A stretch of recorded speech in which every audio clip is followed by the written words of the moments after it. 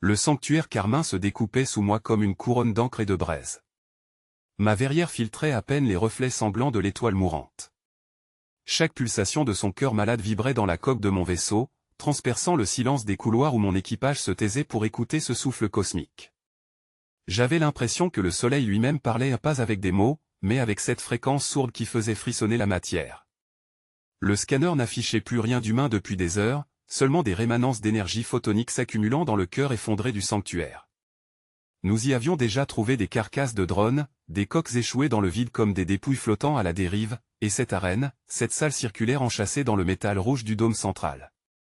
C'est là que je l'ai vu pour la première fois. Il se tenait immobile, suspendu dans un lac gelé de lumière, un androïde doré, gigantesque, luisant d'une lueur pâle sous les givrettes de stase. J'avais donné ordre de le dégager, persuadé qu'il s'agissait d'une simple relique à revendre.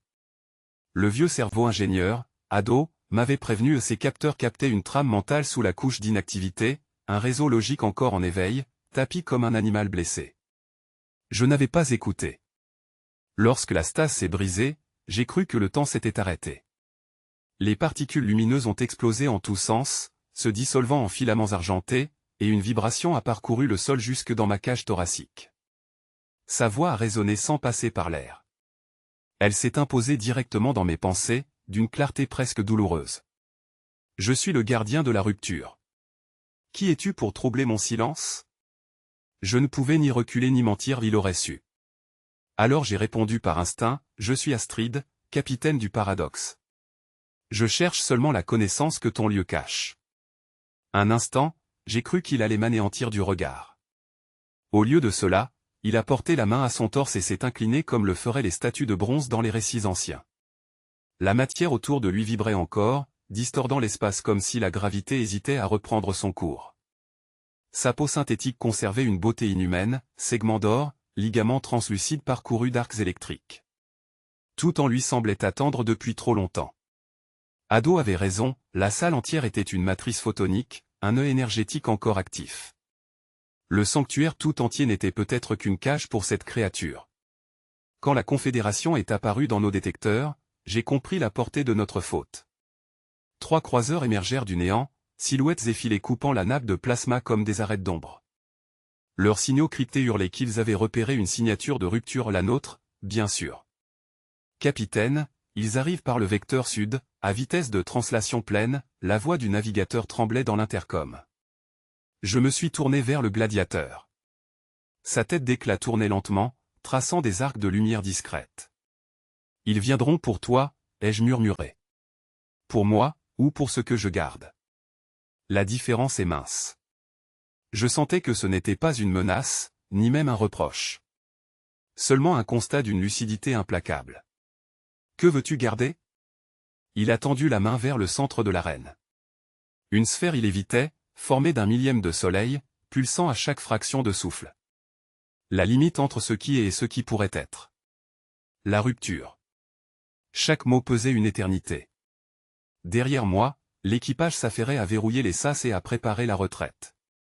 Mais une idée, froide et sourde, s'enracinait déjà dans mon esprit, s'il disait vrai, cette sphère était une singularité stabilisée, une porte sur des réalités superposées, sur la trame même du continu. Si elle tombait entre les mains de la Confédération, tout serait perdu.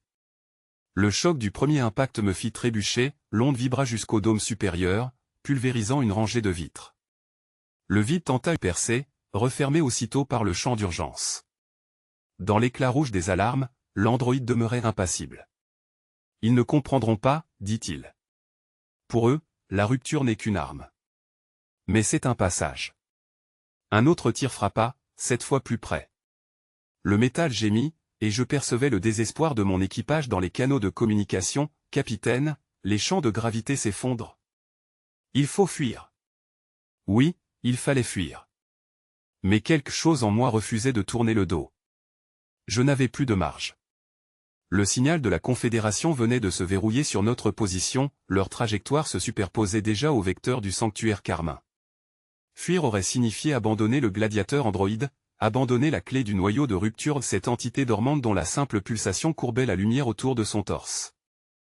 Pourtant, je sentais aussi la tension nerveuse de mon équipage, la peur contenue à la frontière du mutisme. J'ai choisi de rester. Le hangar vibrait sous les impacts des micro-ondes de reconnaissance. Les prismes rouges du sanctuaire diffusaient leur luminescence à travers la coque, donnant à tout un air d'hémorragie suspendue. Ado, penché sur la console d'asservissement, murmurait des prières mécaniques tandis que l'androïde, immobile, observait la sphère énergétique placée au centre de la salle. Le noyau est instable, capitaine. S'il s'éveille maintenant, il pourrait avaler la moitié du système. J'ai acquiescé sans détourner le regard de la surface du globe. Ses reflets semblaient respirer à ma place. Au dehors, les capteurs de bord diffusaient l'ombre grandissante de la flotte confédérée. 12 croiseurs à coque nacrée, soutenus par une armée de drones stratoscopiques. Ils cherchaient une preuve, un signe qu'Astrid la déserteuse, la voleuse de reliques n'était pas une invention des mondes extérieurs. Leur communication saturait la bande des hautes fréquences. Des voix officielles, froides, réclamaient ma reddition en des termes qui avaient le goût de la bureaucratie parfumée au sang. Je me suis tourné vers le gladiateur. Ses yeux, 2 lentilles d'onyx, reflétaient ma propre silhouette brisée par les éclairs rouges du champ de confinement. Tu as dit que ton cœur pouvait plier la matière. Que la rupture n'était pas une arme, mais une voie. Une passerelle. Il hocha la tête lentement. Encore faudrait-il que ton esprit accepte la géométrie de ce passage, répondit-il. Aucun être né de chair n'a jamais traversé sans conséquence. Et toi? Moi, je n'ai pas de chair. Seulement le souvenir d'un combat. Sa voix produisait un léger battement dans l'air, comme si chaque mot naissait d'une onde gravitationnelle microscopique. J'ai ressenti ce tremblement jusque dans mes côtes. Derrière nous, Ado s'affairait à isoler les lignes magnétiques du dôme, ses doigts courant sur la carapace du terminal. Ils entreront dans 3 minutes, ou 2 s'ils se servent de transvecteurs de phase, dit-il sans se retourner. J'ai saisi ma ceinture, activant la matrice tactique projetée autour de moi.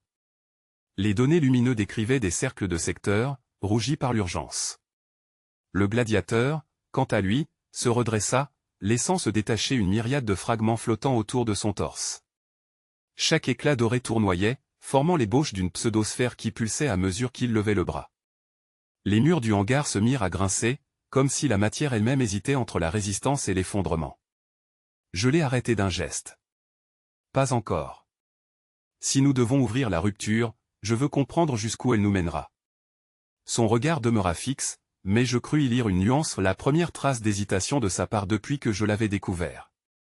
La rupture n'a pas de direction, dit-il. Elle est un champ. Tu ne poursuis pas un champ, tu t'y fonds. Une explosion fit trembler l'anneau intérieur, la Confédération venait d'abattre notre voûte secondaire. Les dalles de containment virèrent au noir. Des étincelles de plasma s'échappaient du plafond, traçant des arcs bleutés au-dessus de nos têtes. Je sentis le goût métallique de la peur revenir, presque sucré. J'ai ordonné l'ouverture du canal de communication courte. Ici Astrid. Vous avez trouvé ce que vous cherchiez. Entrez, si vos dieux mécaniques vous le permettent. La réponse fut un souffle. Pas de voix humaine, mais la signature trirythmique des systèmes confédérés. L'onde traversa le hangar et heurta l'androïde, provoquant sur sa surface des veines de lumière. Il tressaillit. Ils tentent d'accéder à ma conscience mémoire. Leurs algorithmes me sondent, espérant extraire la carte du noyau. Empêche-les. Je ne le peux pas. Mais, nous pouvons fusionner. Ce que je suis, tu peux le filtrer, me dissimuler derrière ta biologie. La proposition me glaça. Fusionner, le mot semblait arraché à une liturgie ancienne. Pourtant, il n'y avait pas d'autre option, si la Confédération parvenait à percer son secret, elle déclencherait la rupture sans en comprendre la portée. Je me suis approché, et j'ai tendu la main vers la silhouette translucide. Le dernier écho du conte à rebours grinçait à travers la coque du sanctuaire carmin, une pulsation sourde se mêlant aux vibrations du plasma. Le gladiateur venait d'amorcer la rupture, ses plaques photoniques déjà fissurées par la surcharge. Je le vis s'agenouiller dans un halo de radiance, son corps de métal doré se fragmentait en corolle d'énergie pure. Il leva la tête vers moi, expression d'une paix presque humaine. J'aurais voulu hurler son nom, mais ma voix se perdit dans le sifflement du flux qui s'éveillait. Je bondis jusqu'à la console, mes gants brûlés graissant les écrans. Ado criait sur le canal local des chiffres, des formules, tout un langage de détresse que je n'entendais qu'à moitié. Les parois vibraient comme la membrane d'un instrument cosmique, des arcs rouges s'enroulaient sur eux-mêmes, dessinant une sphère de lumière au centre du dôme. Je compris qu'il ne restait qu'une minute avant la désintégration totale. Ou l'apothéose. J'ai posé ma main sur le torse fracturé du gladiateur. Ses photocytes clignotaient à travers la jointure comme une constellation miniature. Si je coupe le champ, nous mourrons tous, murmurai-je. Son regard, une lentille unique, couleur d'acier chauffé, dériva vers l'étoile rouge qui pendait au dehors. Ou bien nous naîtrons autrement, souffla-t-il dans une modulation rauque. L'énergie se ressonorisait, chaque mot semblait dévier le tissu du réel. Autour de nous, les contours du dôme se dissolvaient en filaments translucides. Je sentis ma peau se hérisser, mon sang s'emplir de photons, et je crus distinguer au loin la silhouette de ma flotte, orbitant à la limite des radiations, leurs coques dorées comme des insectes prisonniers d'un ambre. Ils attendaient mon signal. Il ne viendrait pas sous cette forme. Je m'agenouillai auprès du noyau, ce cœur cristallin que le gladiateur avait révélé au centre du dispositif. À travers la transparence brûlante, je voyais pulser la matière première de la rupture, un océan de lumière plié sur elle-même, un temps sans direction. Les formules de Haddo bourdonnaient sur mon communicateur, mais je débranchai le signal. J'avais besoin de silence. De peur aussi. La peur pure me ramenait toujours à la clarté. Le sol se disloqua en plaques flottantes. J'eus la sensation de glisser dans quelque chose de plus vaste que l'espace, un souvenir d'univers. Des fragments de mon passé confédéré s'y reflétaient, le pont d'un croiseur, la chute d'un monde de verre, le feu orbital qui avait justifié ma désertion. Tout cela revenait, compréhensible soudain, comme si la rupture réécrivait ma mémoire dans un alphabet de lumière. Le gladiateur m'effleura la main. Sa peau de métal était devenue presque tiède. « Capitaine Astrid, dit-il, la Confédération approche. Il voit la faille aussi. » Je vis sur les moniteurs spectraux les signatures des croiseurs de la Confédération, noires et rigides dans le vide. Leurs antennes dressées vers le sanctuaire captaient la distorsion naissante. Ils voulaient la réduire, l'asservir, comme tout ce qu'ils ne comprenaient pas. Je refusais d'être à nouveau un de leurs instruments. Alors nous leur donnerons plus qu'ils ne peuvent absorber, répondis-je. Je saisis les leviers de contrôle et projetai mon esprit dans la matrice, sentant chaque fibre de mon corps s'électriser. Le noyau réagit comme une entité vivante, des filaments me pénétrèrent la peau, traduisant mon pouls en code lumineux. J'étais à la fois moi et le champ, le réseau vibrait avec mes battements cardiaques. L'univers, brièvement, me sembla respirer au même rythme. Sous moi, le gladiateur se redressa. Il posa sa main sur le noyau, se lia à l'onde que j'avais lancée. Sa voix se changea en chant fractal, couche après couche. Je compris alors qu'il ne cherchait pas à se sauver, mais à me transférer la clé de son existence. Les bribes de son architecture mentale se mêlaient à mes propres pensées. Ensemble, nous franchissions le seuil. La lumière monta.